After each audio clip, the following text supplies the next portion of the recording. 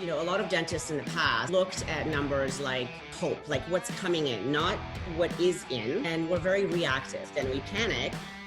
So you're creating the anabolic dentist? Health is always the most important thing. The health of your business has to be number one before you do anything else. And if it's not there, you don't have a business, or you won't have it for long. And so the profit is a gauge of health, not your income. We're going to have to be very strategic, very systematic. Use this time now to even start to plan on what it's going to look like. I'm Mark Gaylord, and I am here with Dr. Agatha Biss, and this is our second segment in the Leadership in the Times of Crisis series that we've been putting out for obvious reasons right now. And this is emotional mastery, and we are all in the same boat. We are all facing the same struggles.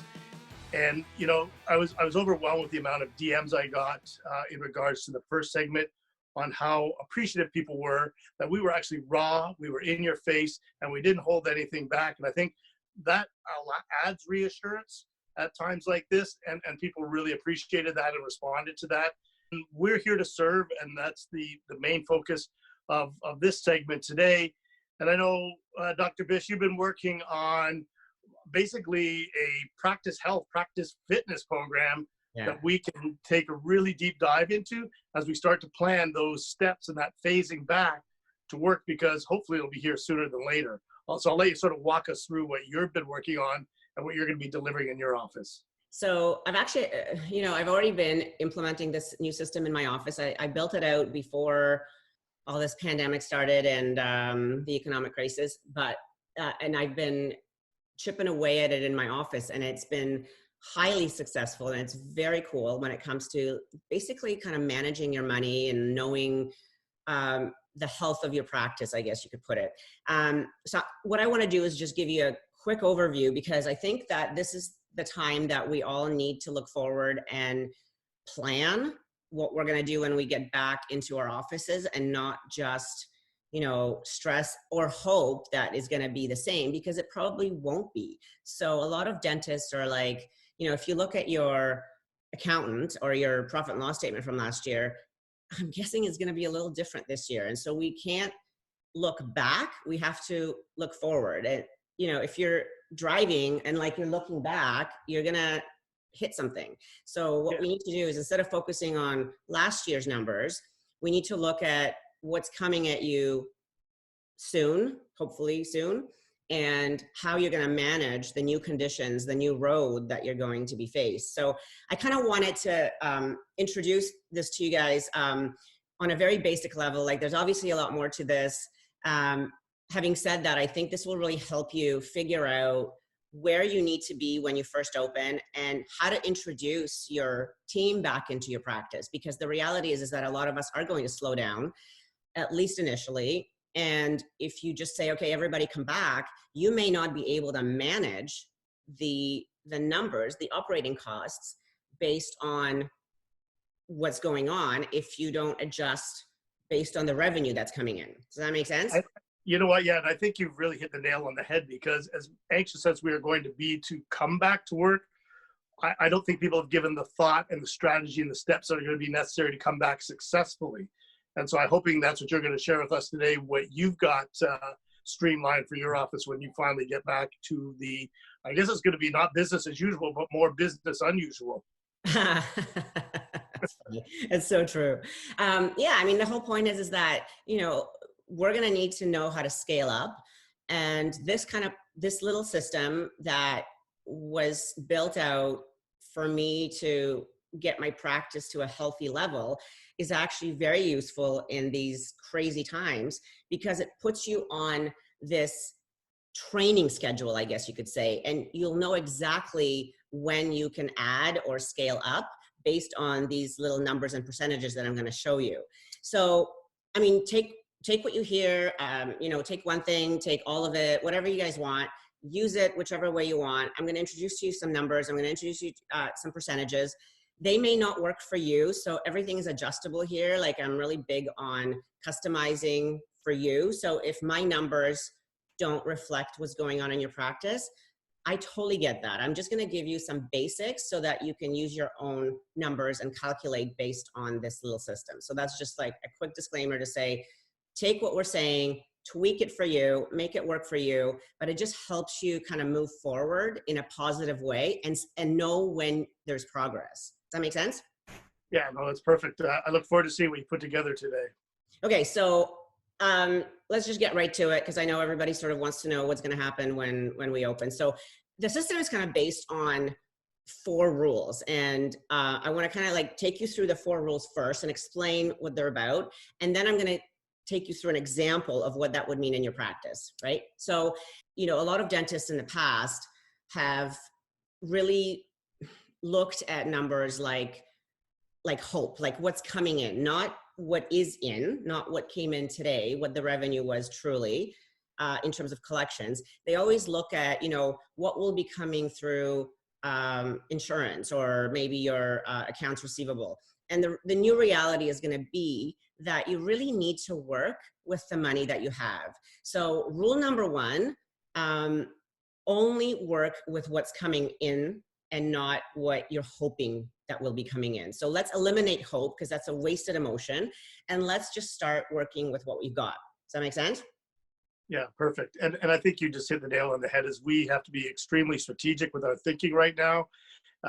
You know, we had the luxury of knowing that there was going to be another patient another day leading into this. And now this is basically a complete restructuring of how we do business. Yeah, exactly. And if you only have 1 patient one day, that's all you got. So you have to realize that times are different. And let's just, and I know we're all, you know, everybody has debt or everybody has outstanding stuff from the past that they'll need to catch up on. So I'm going to show you how to chip away at that as well.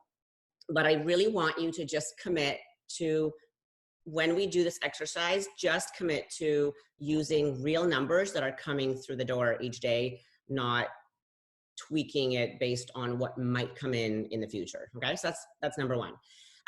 The second one actually came out from you, Mark, because I remember when you competed in bodybuilding, and you know, everybody kind of thinks that bodybuilding is all about muscle and you know, going to the gym 1,000 times a day and all this stuff. And the reality is that, yeah, I mean, there's obviously a ton of work that's involved and a ton of dedication and commitment and time and hugely genetic components. But in reality, what I learned watching you do this is that it does come down to the last 3 months of the diet, like the food and the precision. So 100%. Yeah. And the precision, and watching you, you know, it's funny because people would go like, doesn't he get sick of eating, you know, chicken and rice or beef and rice and all this? And it's like, for you, you became a robot. And watching a robot, you know, eat exactly what they need to eat at exactly the right time, breaking it down by, you know, protein, carb, and fat, and taking in what this robot needs exactly on time, not wavering, not cheating, not budging, and just kind of following the system results in crazy stage presence, right? So at the end of the 3 months, like, you were completely changed in comparison to people who would like cheat a little bit here and there. So the rule number 2 is literally like, stay on this system for like 3 months, give it 3 months, like the bodybuilding diet, with precision. So I'm literally going to break you down like protein, carbs, and fat. I'm going to give you the comparison for a business health based on what I kind of watched you go through. Rule number 3 is that you're going to follow a specific schedule in terms of payments and debt management. So you're not dealing with it every single day. You're going to deal with it on a specific schedule. And the reason I say that, I'm going to preempt it a little bit. You know, a lot of dentists that I speak with, they have a tendency to, you know, if money comes in today or we had a good day, you know, and a bunch of bills came in, you just pay those, right? Because, oh, you know, I made more than target, so let's just chip away at all this stuff. And we're very reactive. And then when we didn't bring enough, then we panic, and then we kind of leave people hanging for a long time and not pay them. So I want to take that out and basically put you on a system that allows you to look at the calendar and go, okay, today is bill payment day. This is how it's going to be paid. This is the system that is going to be paid through. And like, again, become a robot when it comes to doing that. You're only going to do it twice a month, which takes the stress away, right? Because you're not going to be doing it every day like we all do. You're going to do it once every 2 weeks. So you're creating the anabolic dentist? So I love that term. Creating anabolic dentist, because the power isn't just in what you see, like you said, at the gym. The power is in the systems that go into it, the unseen, dedication that goes on daily, that is extremely measured and precise. And I've got a feeling that that's what you're going to deliver on. And I got the analogy. Thank you very much. Yeah, you're gonna like love this because you live your whole life like that. So you're just gonna go, yeah, that totally makes sense, right? But a lot of us don't think bad memories of yams and chicken. Yams is right, and not half a yam. 3/4 of a yam, if I recall. Okay, rule number 4 is, and we learned this through this crazy pandemic, is that health is always the most important thing. And so what I mean by that is, whether it's you or your family or your practice, the health of your business has to be number 1 before you do anything else. And how do you know if a business is healthy? I mean, what is the one thing that tells you that a business is healthy? Yeah, you've got profitability and you've got great buy-in from teams. Yeah. And whether that profit is minuscule or that profit is giant, if it's not there, you don't have a business, or you won't have it for long. And so what a lot of people forget is that, they'll look at their P&L statement and they'll go, well, was this a good year or a bad year?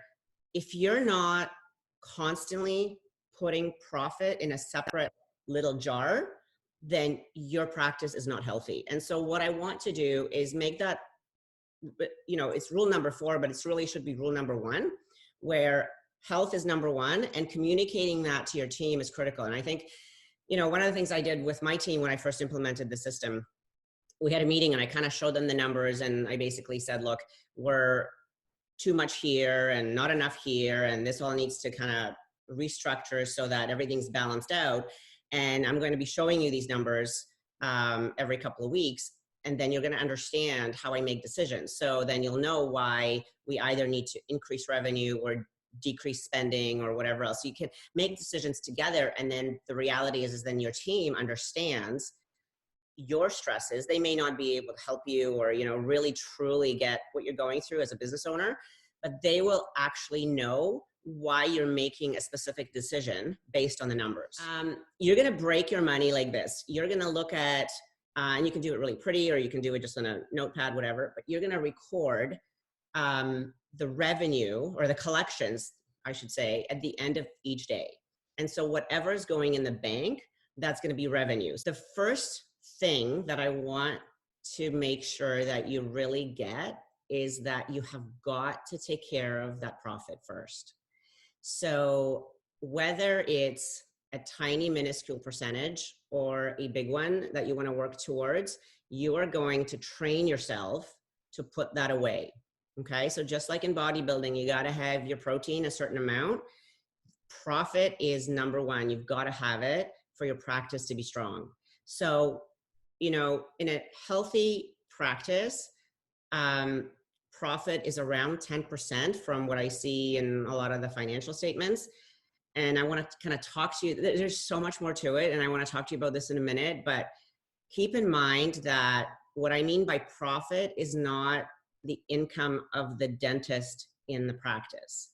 So you're talking globally overall profit from the production of the day. Global profit. So if you're a dentist working in the business, if you're a dentist running the business, if you're a CEO, if you're managing, that does not come from profit. Anybody on that works on the business, in the business, around the business, comes from operating expenses. So again, if you want to kind of discuss this more, reach out to us and let's chat about it. And we may, depending on the comments we get from you guys, I may kind of delve into this a little bit deeper. But I just want to really stress that your salary, if you're a working dentist, will be coming from operating expenses, not the profit. The profit is a gauge of health, not your income. Okay. Got it. So, healthy practice should create around 10%. Many of us may not be there, especially when we first open up. So if you want to start really low numbers, like 1 or 2% or 3%, and just like, all I want to do is trickle some into the profit account so that I know that I'm doing what I'm supposed to do and taking care of my health first before I take care of everything else. So let's say that your revenue on your very first day open, I'm just going to use like simple numbers so I can do the math in my head real quick. But let's say your revenue on that first day is $2,000, right? You brought in $2,000. So if you want to chip away at my pace, you're going to put away 200 into the profit account, right? You could start with 20. You could even start with 2. It doesn't matter. As long as you shift some money from your revenue into the profit, we're on a roll because you're going to increase it over time. The next thing you have to remember is at some point we all pay taxes, right? So you got to put some money out of the revenue into the taxes account. Now, depending on your structure, like, I mean, I'm basically using the round number of 15%. Again, pick your own number. You may not be paying taxes this year, depending on how, you know, your year goes and so on. But if you're looking at 15%, then put 300 into the taxes column, right? The next column on the chart that you're going to see is called owner or / old debt, depending on whether or not you have a lot of stuff that's sort of lagging behind that you'd like to chip away at and you haven't been able to. Or maybe you have a bunch of different dentists that work together in a giant practice and you need to kind of like split your like shareholder profits. That is where this is going to come from. So you're going to put away, you know, 10, 15% into that column. So I've put in $200, so 10% of the revenue from that towards, since I'm a solo practitioner, for me, it would probably go down to paying, you know, whatever that, you know, my scanner that I purchased or whatever that is still outstanding, right? And the last and most important column is your operating expenses. So operating expenses in a healthy practice, and again, we're talking healthy, are around 65% of your total revenue. Now, a lot of dentists we speak to are way over. I've seen practices that are like 98% operating expenses. And you can't keep going in business doing that. So the reality is that we need to scale down, become more efficient, and really focus on how do we get to 65%. Now, if you're at 98, you can't jump. You're not going to be able to survive on 65. So scale down, pick your own number. Maybe it's 95 that will be your goal, or 90. You know, most people can reduce 10% fairly easily. So I would say if you're super high, then let's say that you're at 98, make 88 your target for the next 3 months and put 88% into this column. But I want you to just basically become a robot, you know, protein, carbs, fat, protein, carbs, fat. This is how we're going to divide it up. You know, do this daily. You're not going to touch this money for 2 weeks, right? So then you're going to get your 2-week total. So let's say the next day, you know, is better and you brought in 2,500, and then you brought in 3,300, and then you brought in 4,500, and then you brought in 5. And then, you know, week 2, things are getting better. People are coming back to your practice. You're chipping away at it and all this stuff. So let's say you end up with a 2-week revenue of 57,000, which calculates to, at 65%, 37 and change in operating expenses. And that has to include your payroll. That has to include your rent. That has to include everything, right? So now, do you have enough? Can I jump in there just with a quick question? Yeah. When you talk about the payroll and those other expenses, should there be some type of hypothesis leading into this to try and figure out what that payroll is going to look like as you graduate people back in? Or is it going to be one of those touch and go, you know, learn as you go scenarios?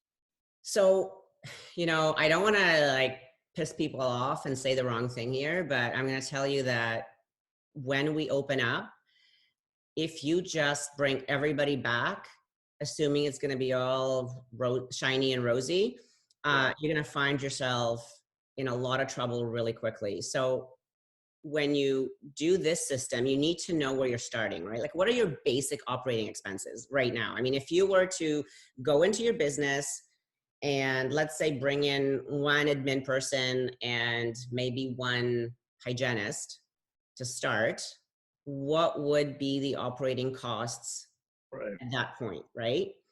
I And think we should. I think we should do a whole segment that focuses on integration of team and yeah, systems back to that's the why I'm practice. We're gonna. saying, yeah, that's why We I'm might saying stray where there's you're so much going. more to this, right? But and we can, let's do another segment on this, because I think that scaling up is key, but knowing the numbers is key as well. So if you know what your moving forward basic expenses will be with just say you, one receptionist and one hygienist maybe, or I don't, you decide on how you want to kind of start, then let's say that number, let's just say that number is 50,000 monthly, right? Just for shits and giggles, like just round numbers. Yeah. If it's 50,000, what does that amount to be? So if that 50,000, keep in mind, has to be your 65%, then that means you have to bring in, what is it, the math here?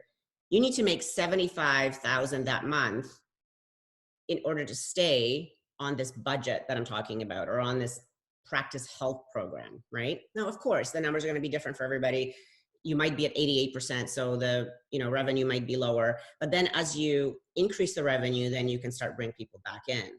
So Right. let's just kind of do that separately, because there's a lot more involved in that system.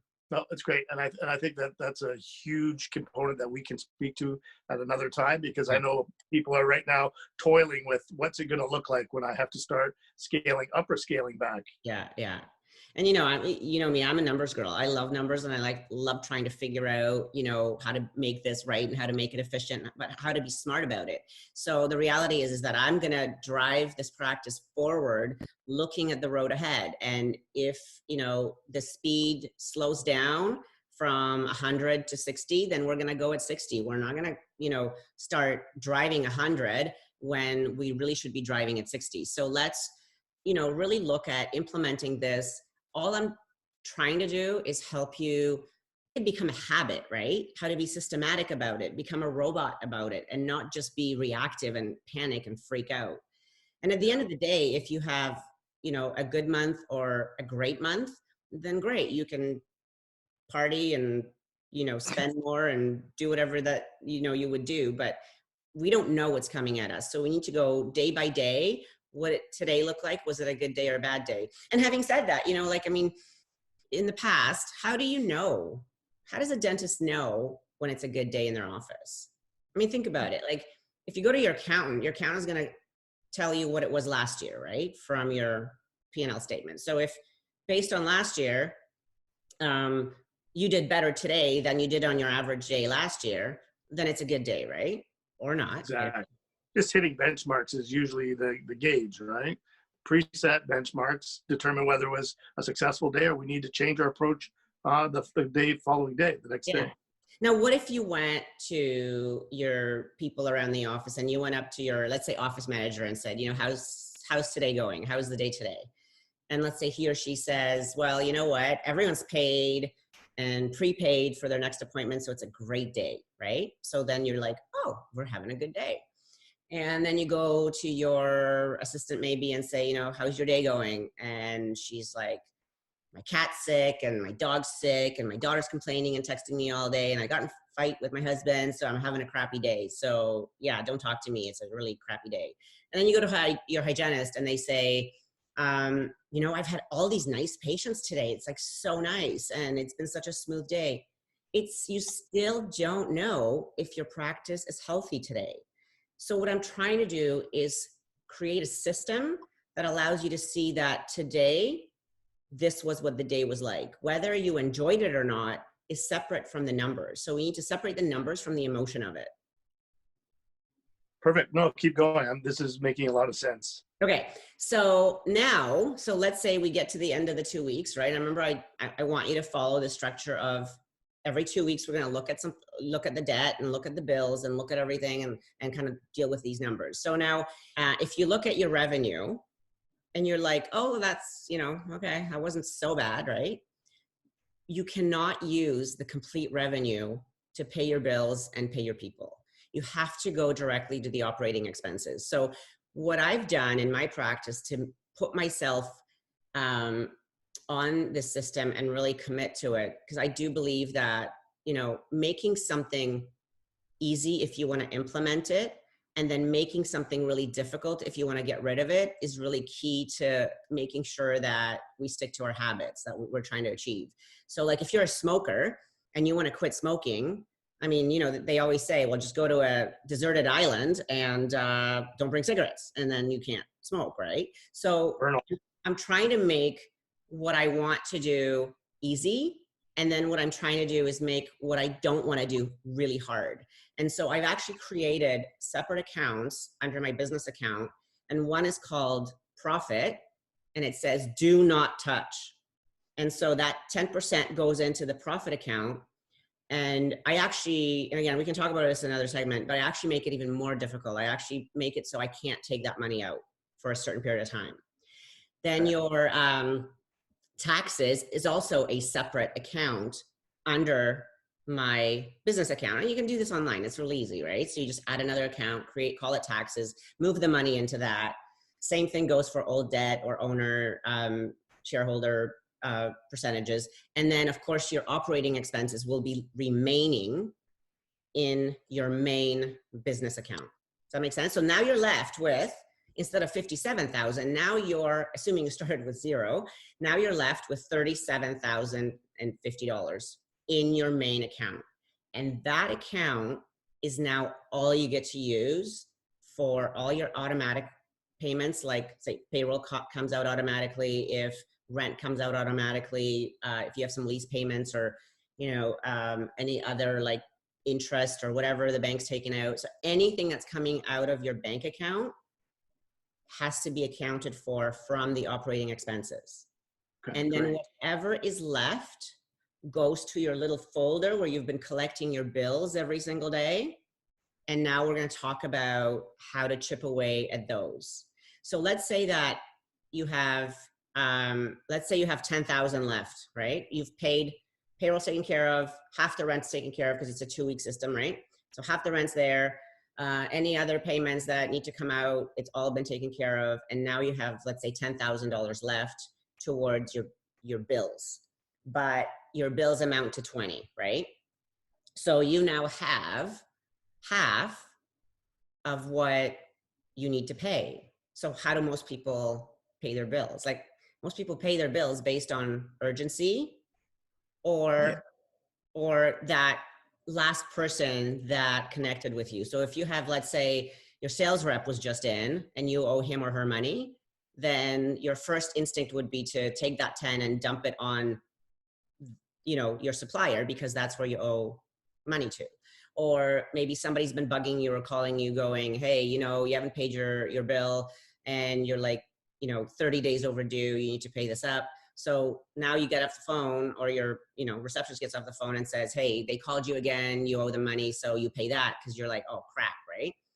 We want to take urgency out of the equation, because the reality is that if you're always reactive and always jumping around urgent, then the important stuff piles up and it becomes really scary and overwhelming.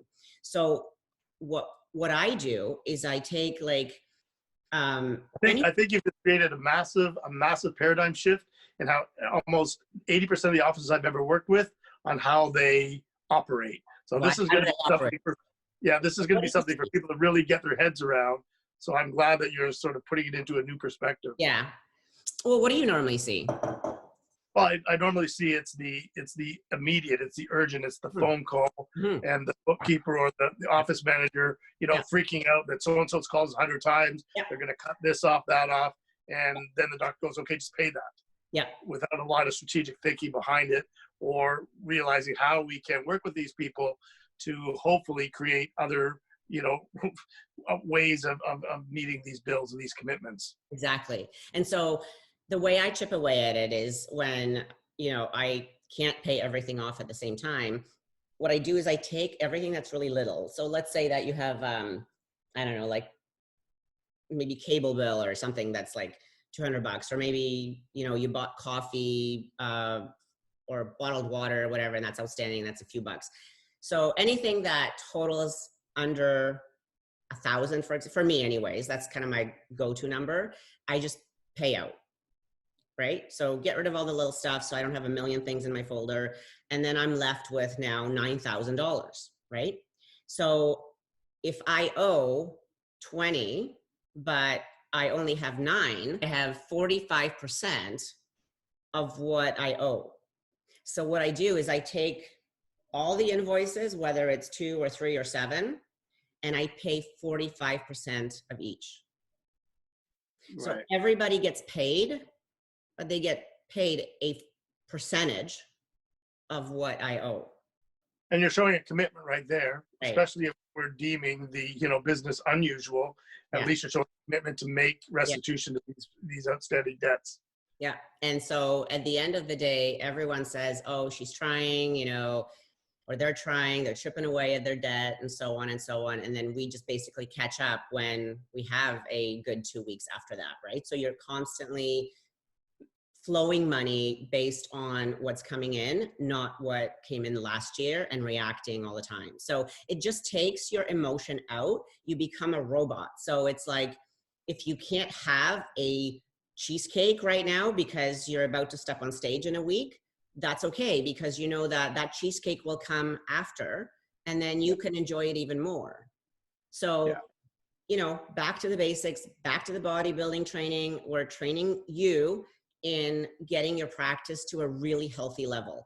And then your team will go, oh, so this is why, they couldn't pay X amount towards this or that. And they're more able to support you if they get a phone call saying, hey, we still owe us money or whatever. They'll go, yeah, you know what? This is what's going on. We're on it. We're working with doctor to, improve revenue or increase patient acceptance in order to kind of chip away at the stuff.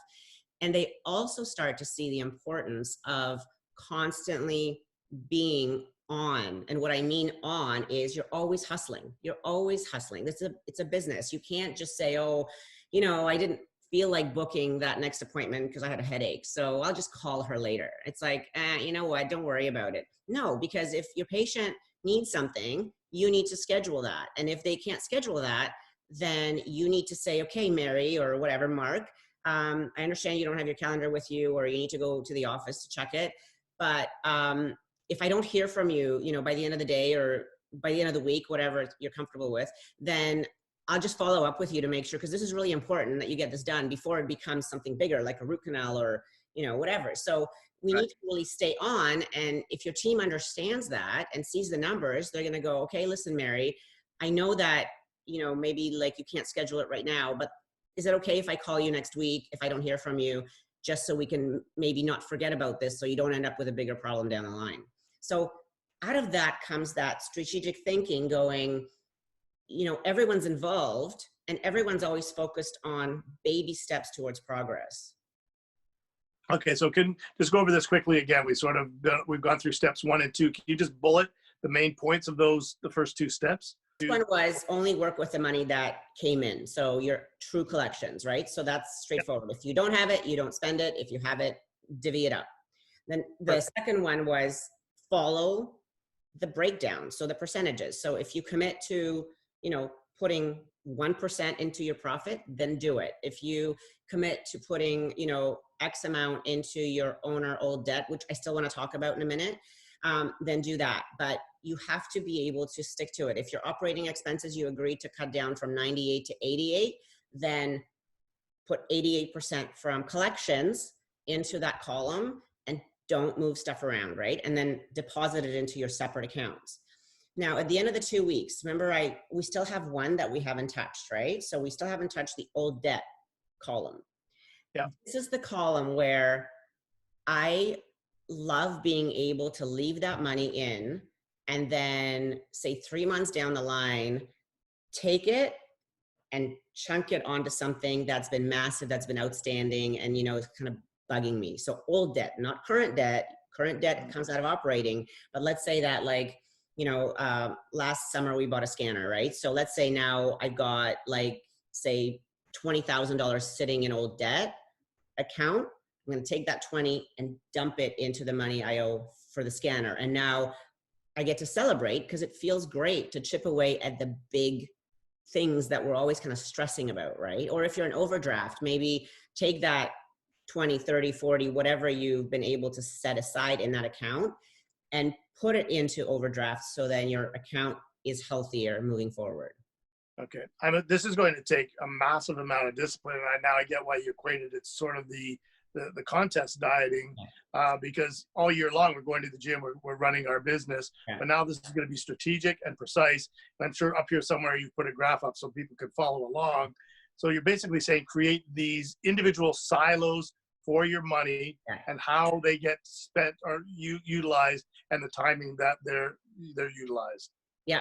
And the thing is too, with anything that you implement that's new, I know this is a lot of information, but this system is really, really easy when you just kind of do it without thinking. So it's like, when you were prepping your food for dieting, you didn't prep it when you were hungry. You prepped it when you had just eaten. Yeah. Well, but you prep it and you prep it en masse, and then you basically just, meal 1, meal 2, meal 3, meal 4, right? And it's specific time. Absolutely.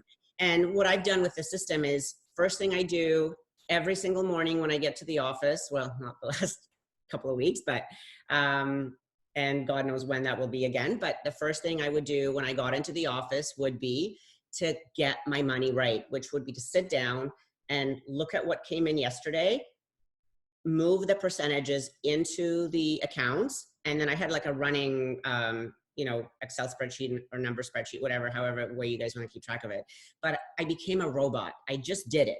I put it in into these little accounts. At the end of the 2 weeks, I had it on my calendar, deal with invoices. And then I literally went through and only looked at what was available for operating expenses and then chipped away with this process. So if you really make it robotic, if you make it about just not thinking, don't make excuses, or don't go like, I don't feel like doing it today, I'll do it tomorrow. Just stick it on your calendar, get it over with. It's like, the day when you don't feel like working out, you still go. Even if it's a crappy workout, you still have a workout. So it's the same thing with this. Even if you had a crappy 2 weeks, still do it, still get into the habit of doing it. And I promise you, at the end of 3 months, you will be a completely different practice. And this is something that once you adhere to this discipline, this will now become systematic in the office year round. Yeah, well, that's the plan. I mean, I built it out to do that for myself moving forward, and really, training myself and my team to really understand, where the numbers need to come from, right? So if we are not getting to these percentages, then we need to up our game. We need to figure out what's going on that's preventing us from doing that, or we need to cut back. And whatever that means for each practice, it may mean that you have maybe too many people, on payroll, or maybe the time is used improperly or inefficiently, or maybe there's just too much stretched out going on that could be condensed. So there's different things that you could do in order to make things more efficient that fit into these numbers. And again, don't get stuck on my 65% or my 10%. Tweak the numbers. But it's more important that you do the system than you adhere to my specific percentages. No, it makes a lot of sense. And like I said, it'll take a lot of discipline, but I think going back into work when we're finally, and hopefully back sooner than later, people are going to have to be very strategic, very systematic, and following something like this, it may be foreign to people when they hear it for the first time, but it makes a ton of sense, and it'll actually become simpler in the long run, I think, as opposed to more challenging. It's actually, used to be my favorite thing to do as I started doing it, because it kind of gave me so much control. Like you literally take the emotion out of knowing whether things are good or bad. And you just like, I have control because every single day I do this. And then at the end of the 2 weeks and at the end of the month, it's like, okay, this makes sense. And you don't get emotional about things or reactive or panicked. You just kind of chip away at it like baby steps every day at a time. Yeah, no, I really appreciate you sharing this with us today. And I think it's going to, be an advantage and give some people some actual courage on how to focus on what they're going to need to do when they come back to work, and use this time, like we've been saying all along, use this time now to even start to plan on what it's going to look like and how you can utilize a formula like Dr. Biss is sharing. Yeah, simply use this time just to even look at your office and look at what it costs you to run it, because you've got time to do the numbers now. and then figure out what you need to do when you first open to implement the system and keep your health practice healthy moving forward, right? So the reality is that a lot of people don't even know what their numbers truly are. So Exactly. kind of getting to the basics of what it costs to run your business, and you are one of those people that also needs to get paid. So again, remember what I said before, which is that your salary, nobody comes to work for free, neither should you. So your Yeah. salary has to come from operating expenses. It can be tiny. I mean, if you can live on a tiny amount, then make that your starting point. You can always scale up, but always, always include yourself in operating expenses. That's a healthy practice. Yeah. So we're here today really about the health of your practice, creating that anabolic doctor that we talked about. And that's our goal. So please reach out to us with any questions. I know Dr. Biss would be happy to field them as they pertain to her practice and some of the successes she's had with these very systems. And again, it's really important that you take care of yourselves, your own personal health, your family, your friends. Social distancing is still the key word right now, but we look forward to talking to you again. And as Dr. Biss says always, thank you for your amazing insight.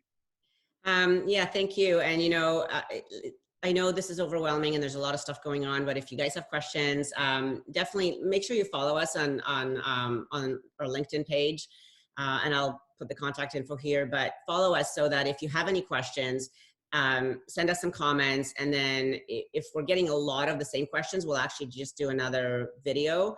But if they're individual things, then I can certainly chip away at them one at a time and just kind of give you a little bit more insight, because there is so much more to what I'm talking about.